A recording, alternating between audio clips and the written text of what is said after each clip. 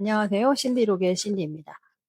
오늘은 과거에 제가 해외 출장을 다니면서 유럽이나 미국의 이제 소비 패턴을 보면서 의아해했던 부분들인데 최근에 우리나라에서 그런 소비 패턴을 많이 보이고 있어서 오늘은 그거에 대한 내용을 좀 쉐어를 할까 합니다. 예전에 한 20년 전쯤에 제가 프랑스 릴이라는 도시에 출장을 간 적이 있어요. 저는 글로벌 소싱하는 회사이기 때문에 유럽의 리테일 브랜드들하고 한 7년 이상 일을 했는데 회사에서 아예 릴에 있는 호텔 컨벤션하고 룸을 싹 다 빌려서 프랑스 인근에 있는 이제 브랜드 바이어들을 초대를 합니다.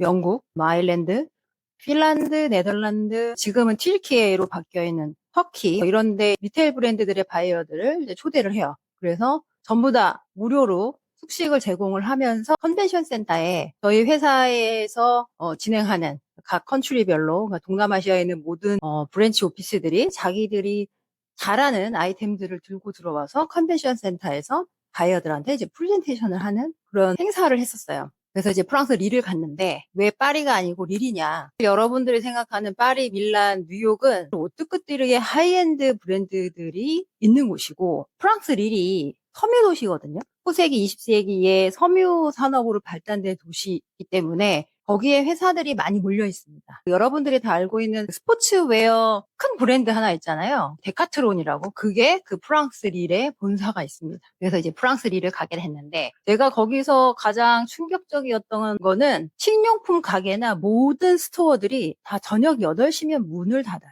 그때만 해도 저희 나라는 밤 10시, 뭐 11시까지 스토어들이 오픈을 하고 있었고 심지어 식당들은 24시간도 할 때였는데 그래서 저에게는 큰 충격적인 문화로 다가왔었어요. 그래서 메인 중심 상가에 있는 식당을 제외하고는 8시면 모두 문을 닫습니다. 심지어 까르푸 마트도 8시에 문을 닫아요. 그래서 그 다음날 뭐 조식까지 먹기는 귀찮고 과일이나 먹을까 싶어서 슈퍼를 가고 싶어도 갈 수가 없었어요. 그게 여러분들이 어디서 보실 수 있냐면 그 텐트 밖은 유럽이라는 그 예능에 보시면 늦게 도착하면 식료품을 살 수가 없어서 막 거기 있는 출연진들이 막 분주하게 움직이잖아요. 주말에도 일을 하지 않고 그게 유럽의 스토어들의 문화인 거죠. 그런데 최근에 우리나라에서도 보면 예전에는 그 오피스 타운에 있는 지역들은 정말 식당들이 밤 12시, 새벽 1시, 2시, 3시까지 했단 말이에요. 그런데 최근에는 저녁 회식 문화가 많이 없어져서 오히려 오피스 타운에 있는 식당가들은 더 빨리 문을 닫고 술집이 아닌 이상 밥집은 또 저녁 장사를 안 하는 곳도 꽤 많이 늘고 있어요. 얼마 전에 지식인사이드에 송기령 박사님, 그 머리 이렇게 길게 묶고 다니시는 송기령 박사님이 그 얘기를 하시더라고요. 인공지능이 되면서 점점 조직은 더 작아질 거고 얼마만큼의 1인당 캐파시티죠. 그러니까 전체 매출의 1인당 캐파시티가 늘어날 거고 그것이 결국은 회사의 기업 가치가 될 것이다라는 얘기를 하시더라고요. 그러면 결국은 조직 문화가 줄어들고 조직 사이즈가 줄어든다는 얘기는 그만큼 더 이상 회사에서 회식 같은 문화가 없어진다는 얘기인 거예요. 그러면 진짜 프랑스처럼 식당이 8시에 문을 닫는 그런 소비 패턴이 이루어지지 않을까 싶습니다. 심지어 그때는 인공지능도 없었는데 그 정도면 지금 이제 우리나라는 첨단을 걷고 있고 인공지능이 정말 오면서 많은 조직들이 무너지고 있는 상황이죠. 그렇기 때문에 제가 20년 전에 봤던 그런 소비 문화가 드디어 우리나라에서도 발생을 하고 있구나 그런 생각을 들었습니다. 그리고는 팀을 옮겨서 이제 미국 오더를 하게 됐어요. 근데 미국 오더는 인구도 많다 보니까 정말 1년에 가져가는 옷의 피스 수가 엄청납니다. 특히 이제 월마트 같은 경우는 1년에 정말 밀리언 피스를 가져가요. 월마트를 하는 공장들은 그 월마트 오더밖에 안 해요. 물론 월마트의 프로세스도 있고 월마트가 요구하는 어떤 컨디션이 있기 때문에 그럴 수도 있지만 월마트 물건 하나 쳐내는데도 그 공장이 너무 바빠서 다른 오더들은 할 수가 없는 거예요. 그런데 제 입장에서 보면 아니 해마다 그렇게 매일매일 똑같은 옷을 밀리언 피스를 그렇게 가져가는데 이게 다 수요가 있나? 라는 저는 궁금증을 가졌어요. 근데 어느 날 미국 출장을 갔어요. 그런데 길에 다니는 모든 사람들이 제가 수출했던 그런 옷들을 입고 있는 거예요. 깜짝 놀랐어요. 그럼 저 사람들은 저 똑같은 옷을 해마다 막 100장씩 사 입나? 이런 생각을 했었어요. 그런데 알고 보니 미국은 빨래방이 굉장히 발달돼 있죠. 그 이유가 전기가 민영화되어 있어서 너무 비싼 거예요. 드라이 클리닝은 뭐 이루 말할 수가 없죠. 왜냐면 사람이 쓰는 서비스이기 때문에 더 많이 비싸고 드라이 클리닝을 할 수가 없고, 그리고 전기세도 너무 비싸서 우리나라처럼 뭐 하루에 두세 번도 빨래를 돌리는데 그렇게 개인 세탁기를 쓰면 전기세가 뭐 몇백만 원씩 나온다는 거예요. 그러니까 그들은 어떻게 하냐면 그냥 일반 서민들은 한 10불에서 12불을 넘지 않는 옷들을 사고 그리고 빨지 않고 버립니다. 그리고 또 비슷한 옷을 사서 입고 버리는 거예요.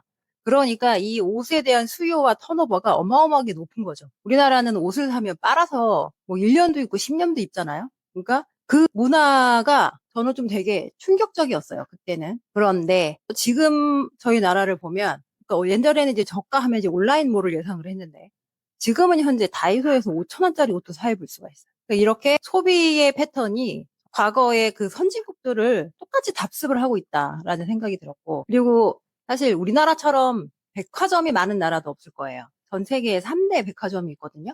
그게 영국의 해롯, 프랑스의 갤러리 라파예트, 그다음에 뉴욕의 버그더프 굿만이에요. 여기는 정말 하이엔드 럭셔리 제품들만 팔아요. 그래서 해롯 백화점에 가면 그릇 세트 하나가 4천만 원짜리도 있다 하더라고요. 그 정도로 정말 하이엔드 퀄리티의 물건들만 팔아요. 그런데 우리나라는 집에서 30분 거리, 1시간 거리에 백화점이 전국에 다 있어요. 그런데 그랬던 우리나라 백화점도 이제는 쇠퇴기를 걷죠. 그래서 지금 현재 지방 백화점은 문을 닫고 있습니다. 그리고 백화점은 명품으로 탈바꿈하고 있죠. 갤러리아 이스트 웨스트가 나눠져 있어서 하나는 명품관이었고 하나는 생활관이었어요. 그래서 국내 브랜드들이 있었단 말이에요. 근데 지금은 국내 브랜드를 진짜 잘 나가는 브랜드 빼고는 찾아보기가 힘들고 전부 다 명품관으로 바뀌어 있는 상태인 거죠. 그리고 최근에 기사를 보니까 신세계백화점 본점에 루이비통이 5개 층으로 입점을 한대요.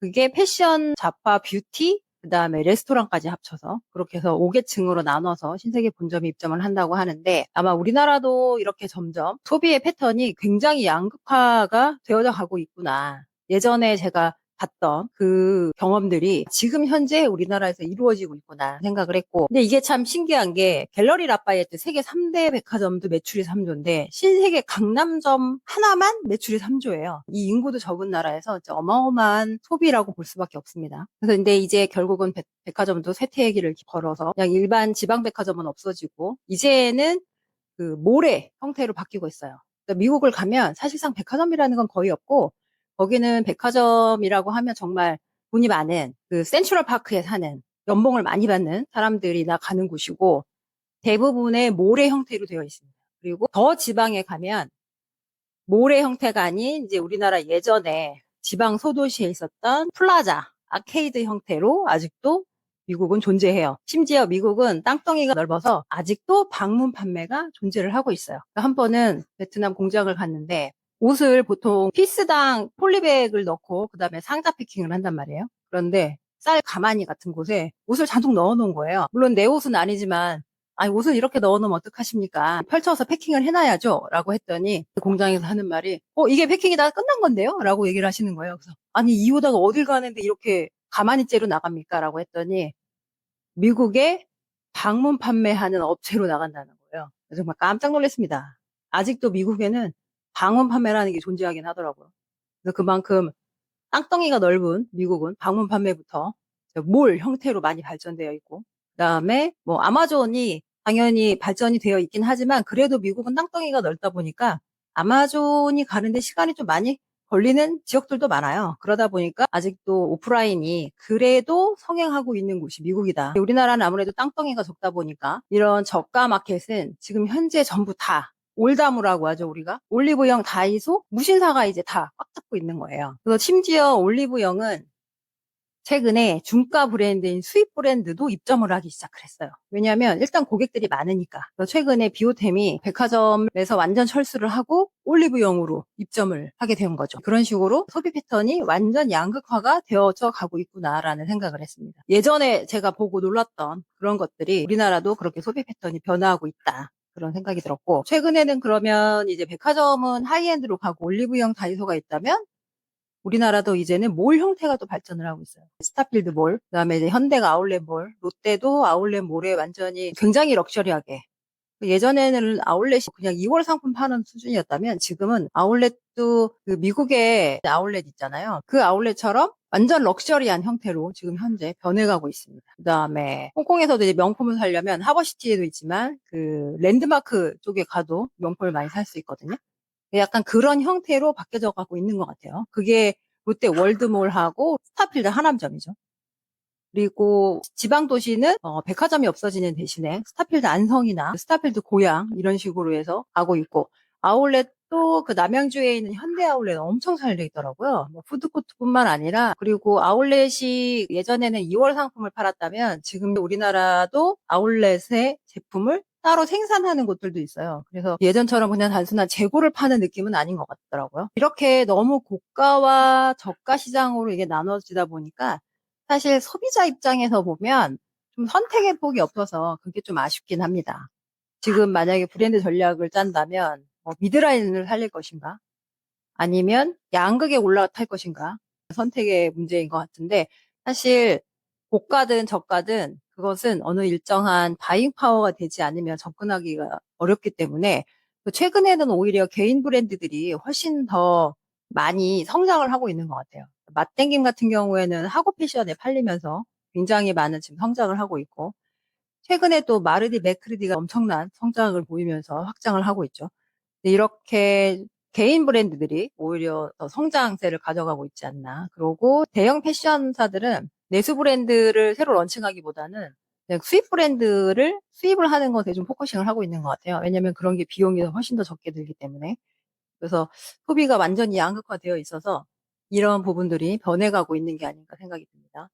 그러면 여기서 여러분의 지갑은 명품과 최저가 어디서 더 열리나요?